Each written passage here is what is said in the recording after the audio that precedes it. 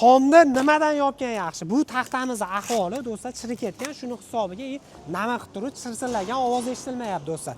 Bunimiz bo'lsa konteyner profil bo'ladi, taxta tomimizga do'stlar, taxtamizga ya'ni yomg'ir yog'sa chiriydi, mana shunaqa urqalanib, zanglab ketishi mumkin.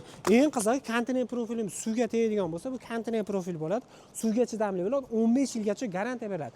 Mana shu konteyner profildan do'stlar akalarimiz chiroyli qilib turib, ya'ni angar, tom yopish chiroyli qilib mana shunaqa zavodlarga qilib berishdi. Eng qizig'i 1 kvadratni 1 tonnagacha ko'tarar ekan. Nimaga unaqa deyapman? Mashinamizni o'zi do'stlar 3,5 tonna, dariginasi bo'lsa 4 tonna bo'ladi. Bemalol mana shu kolodisimiz o'zi 700 kilo bo'lar ekan, ko'tarib mana shu yerda yurishibgan.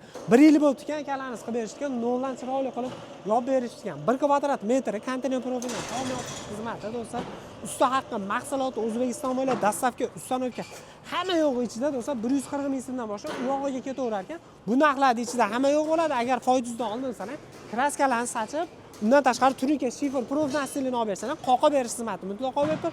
Kimgadir qiziq bo'lsa, pastda ustakalarimiz nomerlarini pastga qoldirdik.